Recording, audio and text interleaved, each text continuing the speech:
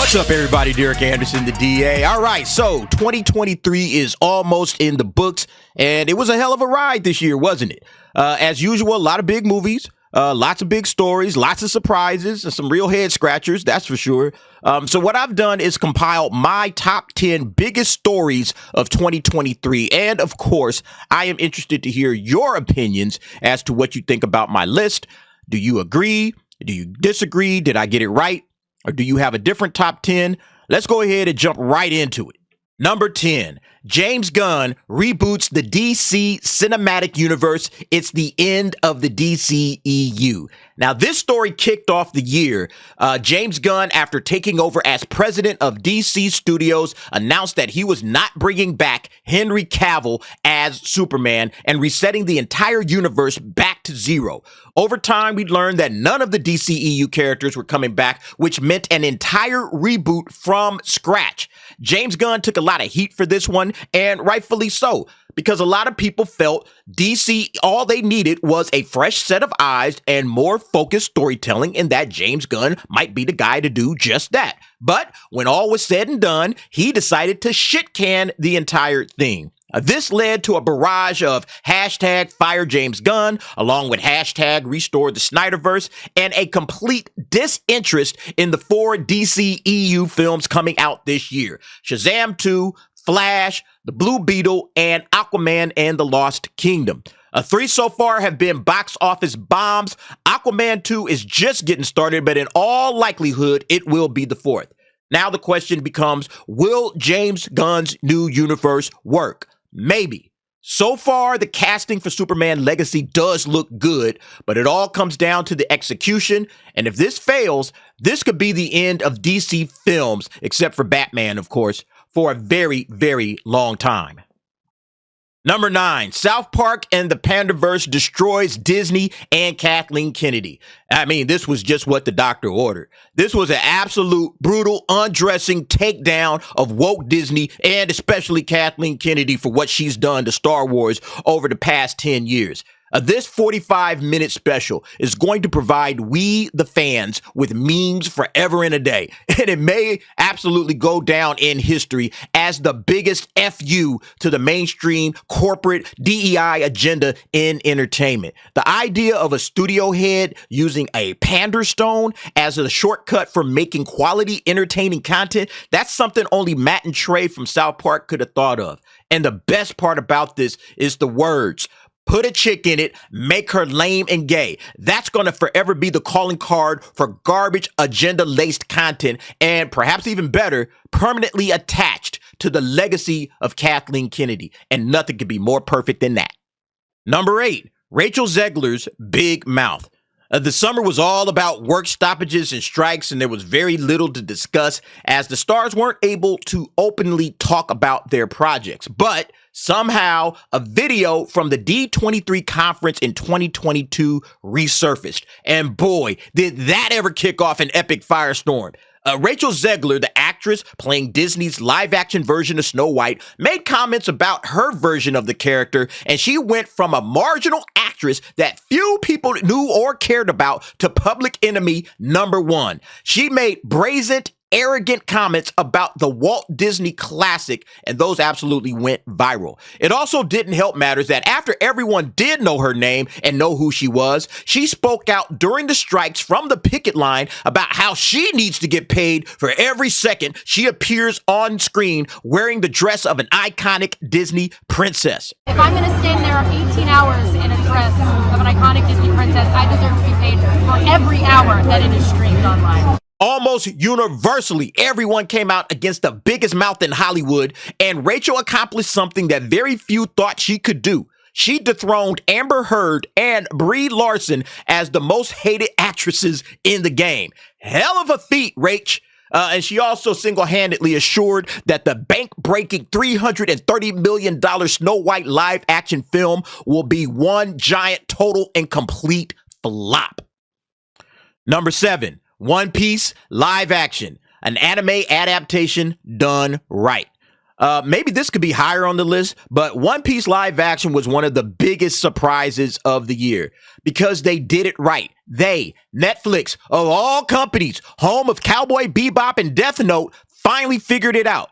They brought in the creator, Eiichiro Oda, to watch over this thing, to make sure they didn't get away from his vision and stuck to the script, and they turned out one of the best shows of 2023. One Piece generated so much buzz and so much goodwill and so much positive word of mouth that Netflix is actually producing a remake of the original anime.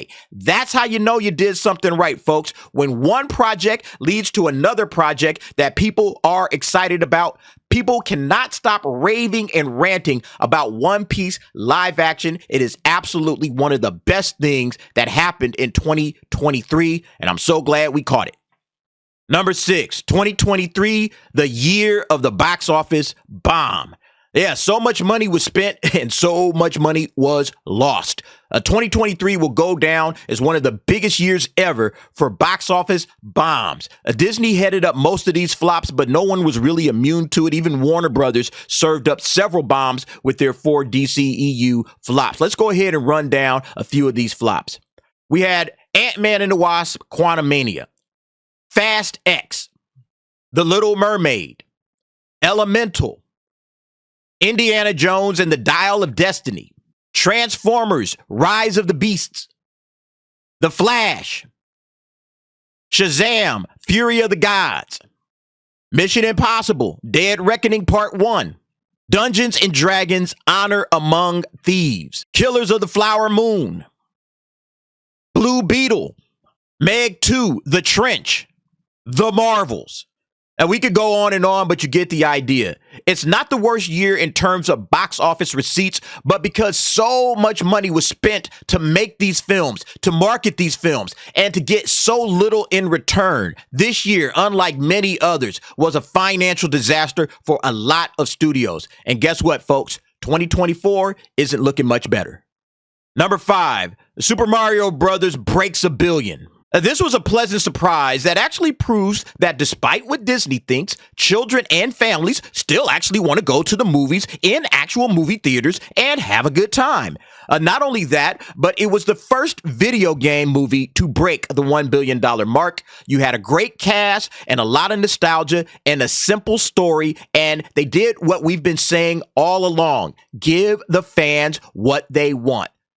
Illumination gave Mario fans what they wanted. You contrast this to other box office bombs where these studios think they're smarter than their audiences and give you a bunch of crap that nobody's asking for and nobody wants. The only unfortunate side of this success is that Mario will lead to these same other woke studios hijacking great video game franchises just like they hijacked great superhero characters and turning those into crap. But nevertheless, Super Mario, $1 billion bros, you gotta love it. Number 4, Barbenheimer is a wild success. If coming into 2023, someone asked you what would be the biggest movies of the year, most people would have said one of the Marvel movies, maybe Guardians of the Galaxy, maybe Fast X, maybe a DC movie, maybe Indiana Jones 5. Who would have said Barbie? How many would have answered Barbie? Very few. And on the strength of that, who would have said that Barbie and Oppenheimer, 2 films that couldn't be any more different from each other, would tag team and produce one of the most successful marketing campaigns in Hollywood history? These 2 films, whose combined budgets was less than any MCU movie made this year. I want to repeat that. These 2 films combined budgets together was less than any MCU movie made this year.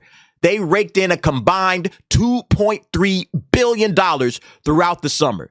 This was a campaign that no one could have possibly saw coming, and it worked to perfection. Barbenheimer was an absolute success. It took the entire summer by storm and led to one of the biggest stories of 2023. Number 3, the Hollywood strikes.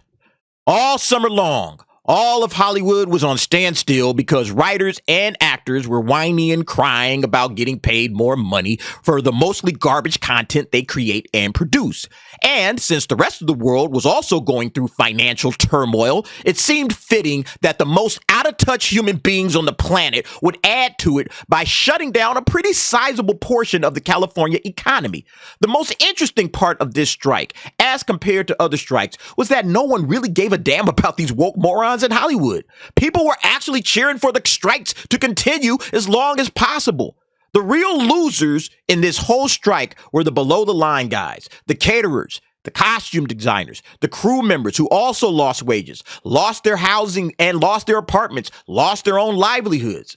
This strike lasted for over 190 days and cost the California economy over $6 billion.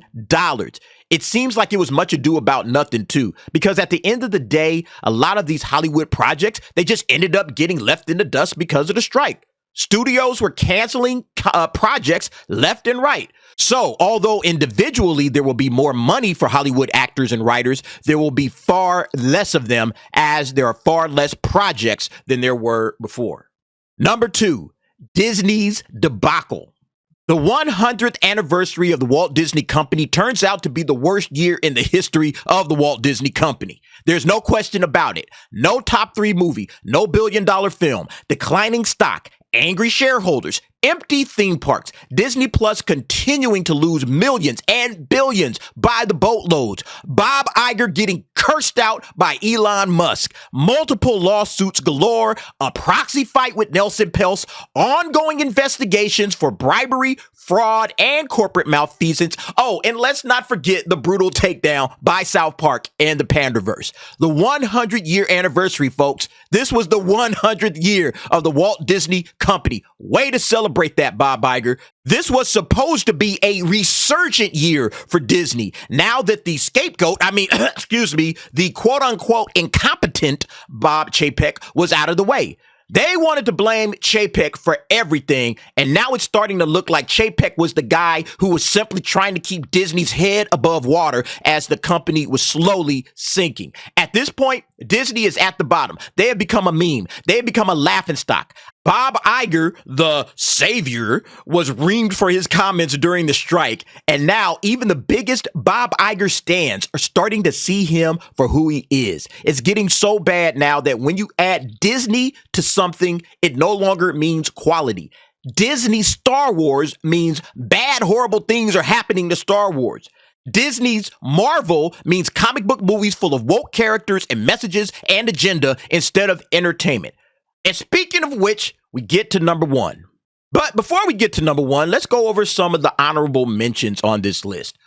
First up, we got Hogwarts Legacy and the failed boycott. Now, this was a hot topic at the beginning of the year because it was so hilarious. Some people bought the game just because of the boycott. Hogwarts Legacy ended up as the highest selling game in 2023 in large parts thanks to the boycott. You don't fail more spectacularly than that, folks. What this topic showed is that you can't cancel greatness. As much as idiots tried to cancel J.K. Rowling, Harry Potter, and this game, Hogwarts Legacy, because of a difference of opinion, people by the boatloads bought the game anyway and played the hell out of it. Next, we got Star Wars collapsing. Now, this would have easily made the top 10 last year, pretty much any other year, but because Star Wars was already on the decline and already on its way out, it didn't crack the top 10 of this year because it was what people expected. The Mandoverse, however, effectually did die in 2023, with both Mando Season 3 and Ahsoka both declining in viewership and in quality. And with no real movies prospects on the horizon and only the Bad Batch, the Acolyte, and the Skeleton Crew to look forward in 2024, Star Wars is as unimportant as a franchise could be right now. And the last honorable mention, Sound of Freedom. Now, this was a pleasant and much-needed surprise this summer. It's an independent film about a very important topic that got very little mainstream approval or buzz. Still, it managed to make over $250 million on a $14 million budget. Definitely made more money than the Marvels. But yeah, this story definitely deserves more discussion in the 2023 recaps. But now let's get to the number 1 story of 2023. Number 1, the Marvel Cinematic Universe crashes and burns. The once unbeatable, surefire Marvel Cinematic Universe, the biggest money maker in movie franchise history, home of the billion-dollar movie. Nobody did it like the MCU in the history of film. And it all came crashing down. Now, you could blame this on Disney, but in my opinion, this one belongs to Kevin Feige because he embraced the DEI agenda and he pushed ideology over and above entertainment, which led to his inability to capitalize on the success of the first three phases of the MCU. Now, everybody wants to talk about superhero fatigue. Look, he created the fatigue with bad movies and bad projects that took us from the heights of Endgame to the bottom of the ocean of the Marvels in 4 short years.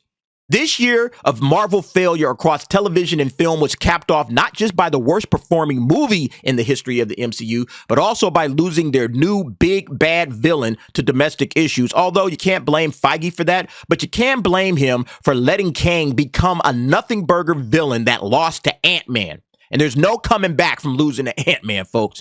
And there's no coming back from the complete debacle of phases 4 and 5. Marvel is going to press pause on a lot of their projects. They're hitting the reset button on Daredevil Born Again and Blade and reshooting the hell out of Captain America Woke New World to try to save whatever they can. But look, at this point, the damage is done.